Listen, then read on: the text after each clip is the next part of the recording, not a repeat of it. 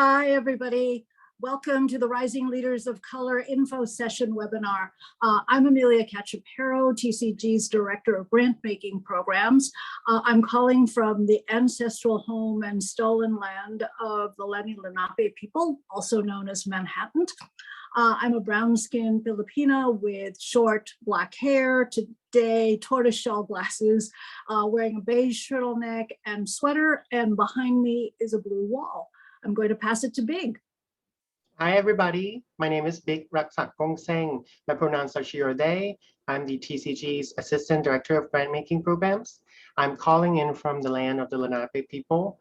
I'm a brown-skinned Thai immigrant with black hair and purple glasses, wearing a dark blue shirt, sitting in front of a white wall. I'll also pass it on to my colleague, Josh. Hello, I'm Joshua Jenkins. I am the Director of Marketing at TCG.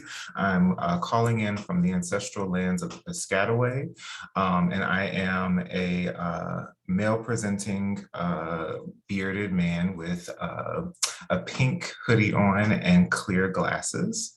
And I think we're ready to go. Thank you, Josh. Before we get started, I would like to take a moment to offer our respects to the many lands on which we gather and to honor the traditional stewards of these lands. If you have any land acknowledgement as part of your personal or organizational practice, we would invite you to share them in the comments on Facebook Live right now. While land acknowledgement is a positive first step, it's also important to go beyond that, perhaps by asking yourself, how are you using your privilege to support Indigenous people and communities? Or how are you giving back to the land you're on? So I'll pass it on to Amelia. Great. Thank you, Big. So Big and I are working together to administer the Rising Leaders of Color program that we offer with support from the Howard Gilman Foundation and Walt Disney Imagineering. So thanks to our friends there. We're going to try to get as many questions today answered, but please know that at any time you could email Big at @rkongseng. You see it right there on the slide. And we'll get back to you within 2 business days because we know that deadline is coming up soon. So today's call is designed to provide you with an overview of the Rising Leaders of Color program, or RLC as we call it for short, to help you prepare your application and hopefully to demystify the process a little bit. We understand that many of you may be applying for a TCG program or any grant program for the first time, and we're going to do our best to demystify and clarify the process. Big and I are also working to make applying for this program as streamlined as possible and with a quick turnaround. You'll notice that we're using the term BIPOC, Black, Indigenous, People of Color, and we're using it for solidarity purposes, representing a multiplicity of racial, ethnic, and cultural groups. We definitely acknowledge that the term BIPOC is imperfect. It's not universally embraced by many who identify as people of color or people of the global majority. And language is in a constant state of reimagination and redefinition. For your reference, Black, Indigenous, and people of color represent over 80% of the global population, hence the term people of the global majority. It's possible that during the program period, the language may shift again, so you may see those changes on our website. So next, I'm going to pass it back over to Big to go over a few of the mechanics for this call. Thank you, Amelia. Today's call will last about an hour and will be recorded for later viewing on TCG website. We will pause from time to time to respond to questions submitted to us via Facebook chat. So feel free, if you have any questions, drop them right there. You may not know about TCG's work, and we are going to start by talking about TCG's mission and values as it relates to this program. Amelia, could you take it away? Sure. So there we go. On the slide, you see TCG's mission and values to lead for a just and thriving theater ecology. And in 2021, TCG celebrated our 60th anniversary.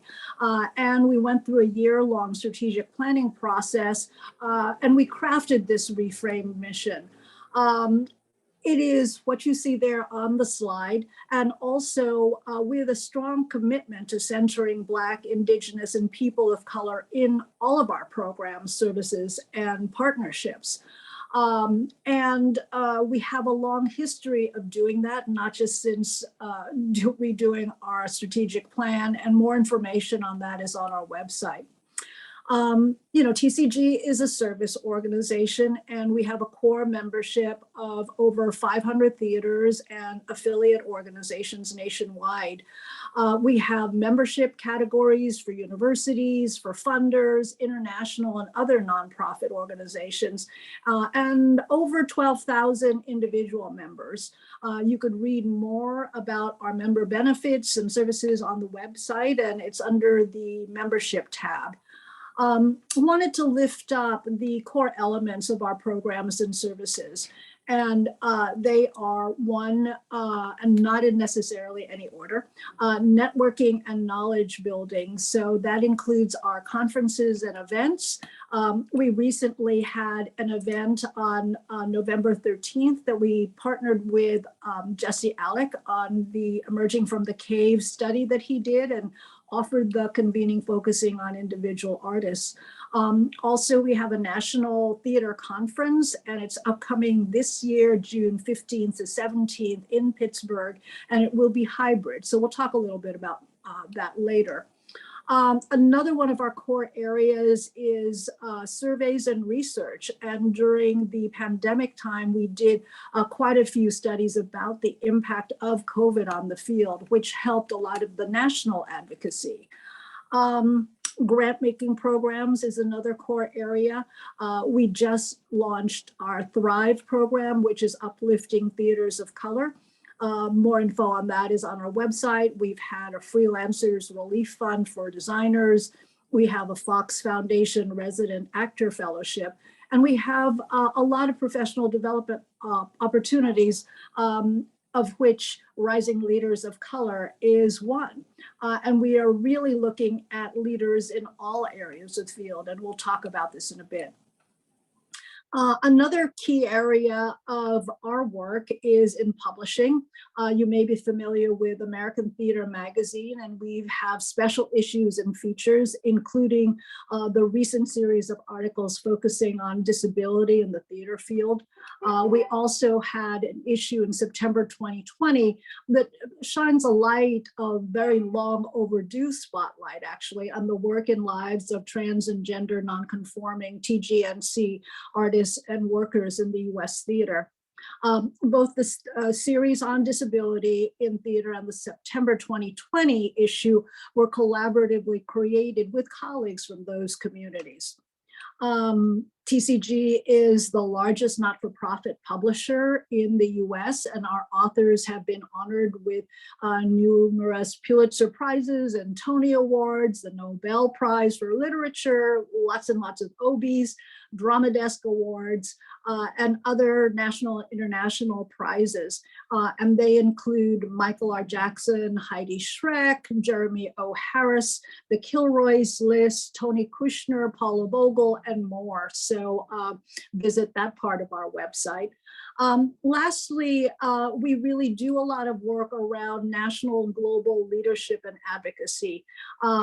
Some of you may be familiar with the SVOG, the Shuttered Venues program, and the PPP, which were both government relief funds. And we offered webinars around that and helped to advocate for the amounts in those offerings. Upcoming on the global front, we are a part of ITI, the International Theater Institute, and yearly World Theater Day is celebrated on March 27th, and we've got a pretty incredible lineup of authors, so stay tuned for that. So that's what we do. So specifically with this program now, we are in an unprecedented time here in the US and globally. Since March 2020, we've been living with COVID. Theater has been on and off and on and off a few times over. And at the same time, vaccinations are reaching more and more people in the US and across the globe. we made the decision in the last 2 rounds of the program that we would hold the program online. And we are so excited that this year we're able to resume in-person program activities with some online programming, and it will be happening from May 2022 through June 2023. And Bill will go over the timeline in just a bit. So, with the RLC program, the goal is really to identify and uplift 6 highly talented early career BIPOC leaders. And this year we're focusing on Pittsburgh. We try to move the focus of the program around the country, and it's taken hold in DC, Portland, Miami, St. Louis, and New York. So we're going to be focusing on leaders in Pittsburgh and those who are really advancing their careers in the US not-for-profit theater field and in related sectors.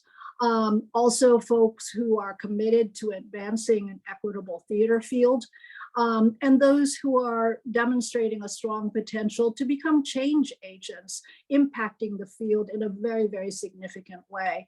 And since the start here, you see it on the slide, 2016, we've uplifted 52 leaders from across the country. So I am going to, switch now to maybe some more specifics about the program. So we're really considering that this program focuses on a 3-legged stool, and the curriculum really reflects that. It's a combination of self-reflection, individual coaching, workshops, and group work. We feel that certainly networking is quite important, and really looking at networking as meeting people who can help you to learn more about the field and more about leadership in general. And certainly deepening relationship with peers, as well as intergenerationally. In the program also, we're looking to offer webinars and other sessions that help you develop your leadership skills in the workplace. And that's everything from financial management and planning to interacting with trustees and funders.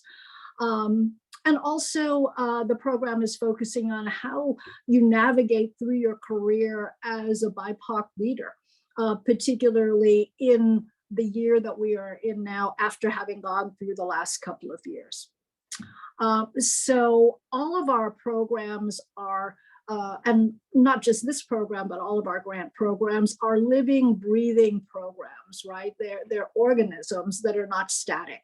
And we're constantly evaluating their impact on the field and the impact on the people participating in the programs too. We're making course adjustments whenever necessary, sometimes midway through a program. And particularly now, as our field emerges from the pandemic, there may be some tweaks over the course of the year. So that's the overview of the program, and I'm going to pass it over to Big to start drilling down into specifics. Big. Thank you, Amelia. So now I'm going to talk about the eligibility part. So this program in 2020 is created for BIPOC leaders based in Pittsburgh, Pennsylvania, who are early in their leadership trajectory. Eligible applicants may have previously been a working professional in an area of theater and or related sectors, and have now sharpened their focus on a career in a leadership position. Others may be recent graduates of universities or training programs, but a degree is not a requirement here. Those considering this program who are still enrolled as a full-time student or who have a substantial body of work as a leader, who have not had a substantial body of work as a leader will not be competitive. We do believe that leaders are in all parts of our field, production, education, not only, artistic director or managing director.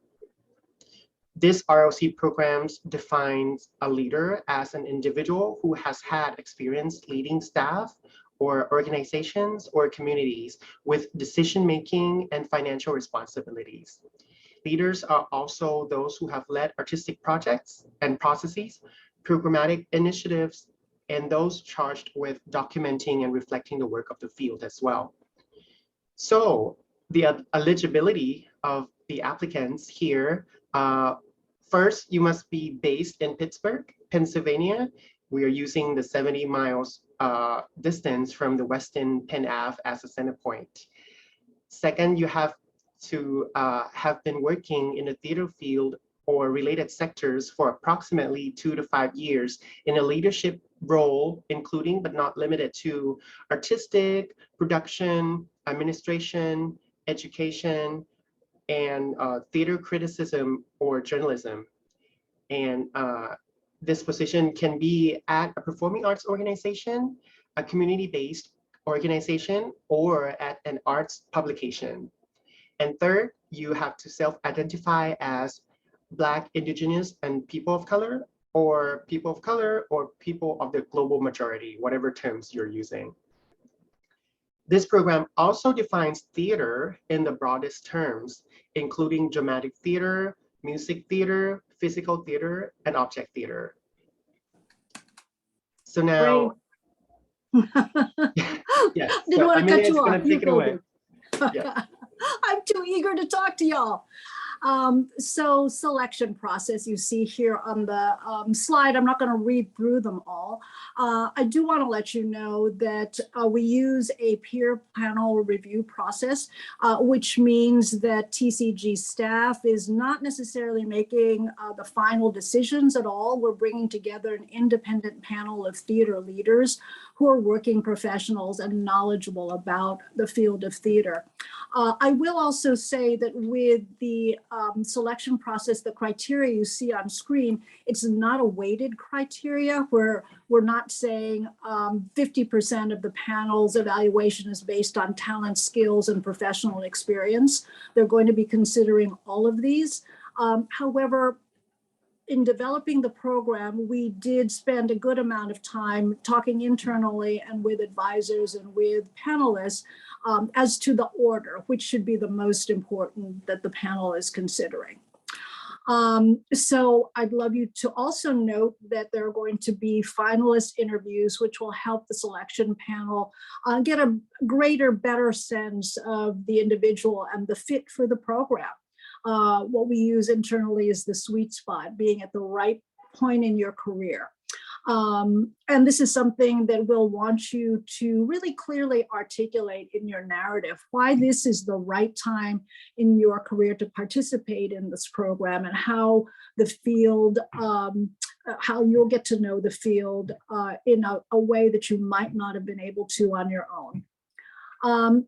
Also really want to, I guess, advise you, don't get caught up in grant speak or writing what you think we want to hear. Try to let your personal voice come through as much as possible. The panelists will likely not know you or your work, and it's important for them to have a sense of how you view the theater field and your place in it as a change maker. Hope that all makes sense. And certainly send us a question if you have questions. Josh? Any questions so far? No questions so far, but yes, please do feel free to drop any questions you have in the comments and we will answer them. Cool, thank you. I think Big is picking it up. Thank you, Amelia. So now let's talk about the timeline. So the application deadline, of course, is firm. The deadline for the online application submission is Tuesday, April 19 at 6 p.m. Eastern Standard Time. It's important to note that participating in the RLC program is a professional commitment. So scheduled program activities are dates participants must be available.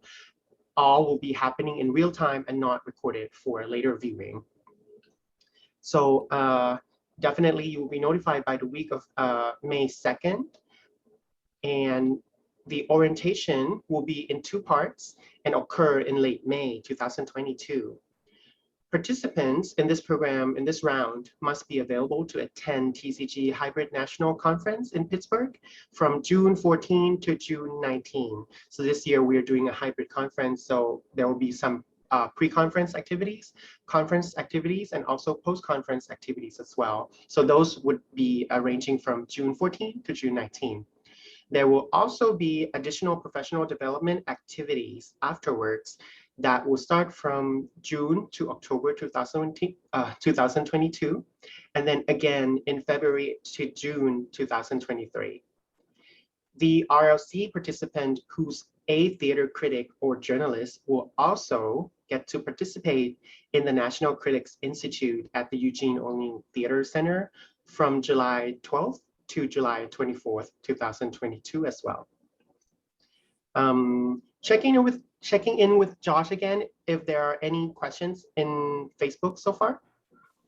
So far, no more questions. So I think we're good to go for now. Great. Big, could I just jump in? I just want to really lift up this last bit about the theater critics and journalists. And obviously there's a little bit more information in the guidelines there. But we've really heard the call loud and clear from the field in general that there are very, very few BIPOC critics and journalists. So this is kind of our part to help lift up a leader in that area. And so that person may not necessarily be working in theater. They may be writing or blogging in a different sector, but have an interest in theater. So I would encourage you all that are watching to share the word with folks.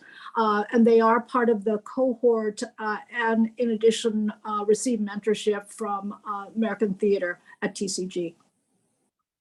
Thanks, Big. Thank you, Amelia. That's a good context to have. Now let's talk about the application process. So how to apply? There are 4 simple steps you can do. So first, I would encourage you to review the program information, of course, and download PDF guidelines on our website. This info session would also, we are recording right now, and it would also be available on this webpage, as well as a link to this slide deck as well. And then once you do that, second, please complete the RLC 22 online application form via the TCG Grants online portal. So the link to the form is inside the PDF guidelines as well as on the web page. So let me show you the application portal briefly. So I am going to our website. So when you visit TCG website and go to the grant and professional development programs, you would find Rising Leaders of Color as one of the programs listed there. You come into here, you would see that you can go to the application portal from here. So once you click, here's the portal. I already have a login, so I would log in. Applications must be developed and submitted by the applicant. And the online form, as you come in here, you would see it will ask for applicant information, and then you would have to answer 6 narrative questions for 250 to 500 words, depending on the question. And also you would have to fill out recommender information as well. I would like to talk about the narrative question a little bit. We are aware that different people have different thought processes. So for the narrative questions, you can choose to respond in any of these 3 formats, either text, audio, or video. You will only need to submit your response in 1 format per narrative question only. So that's an option for you to respond to our narrative questions. And the form will also require applicant to upload a PDF resume as well. If you are the theater critic and journalist applicant, you would also have to upload 3 writing samples in 1 PDF file as well. So you can follow the instruction on the application form. We will not be able to accept late or incomplete applications, unfortunately.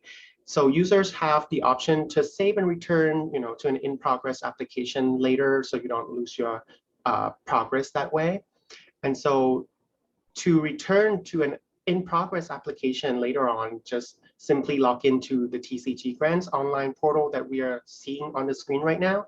The link will also be provided in the guidelines.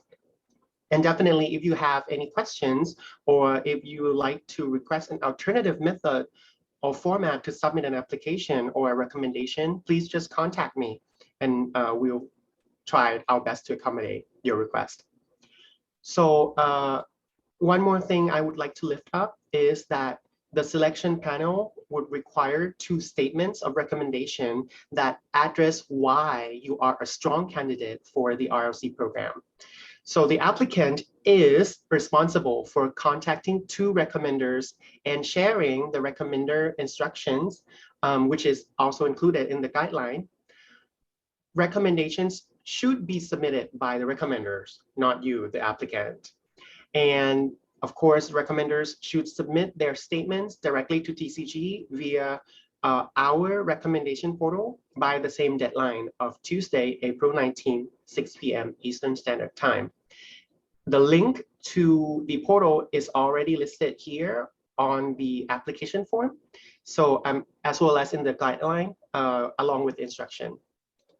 So after everything is done, so you get to review and submit your application online, and then you will receive an application confirmation email within an hour or so of submission. Please save this email as proof of application.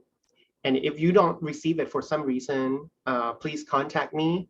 And please note that sometimes confirmation emails can go to your spam folder. So look out for an email from mail@grantapplication.com. And so please be sure to check your spam folder. All right, so I am going back to our slide and just gonna talk about some tips about the application portal. So feel free to, log in and sign up for this portal. Note that this portal is not linked to your TCG Circle account. If you already have any, you have to sign up for a different account. So email me if any issues. Also, at any time, you can save your work and return to the application form. And an idle application will time out after 60 minutes. So just so you know that you may lose unsaved progress if you idle for too long. And the portal will also allow the applicant to share access to the application with others to view or even edit if desired. And lastly, again, you will receive an application confirmation email. So check your spam box so that way you know you have proof of submission. All right, Josh, are there any questions on Facebook Live so far? Not yet. I guess you all are doing such a great job. We have no questions. We're super clear. Either that or we've overloaded you with lots of information. Well, thank you for spending time with us. Again, as Big has mentioned, please reach out if you need an accommodation in terms of the formatting for your application responses, or you have questions about whether you're eligible, any of that. If nothing else, I hope during this webinar we've communicated that we're open and accessible, and we've been able to put faces to the names that'll be helping you out. So thanks so much, everyone watching, and also thanks to my colleagues, Big and Josh, for being on this call. Take good care.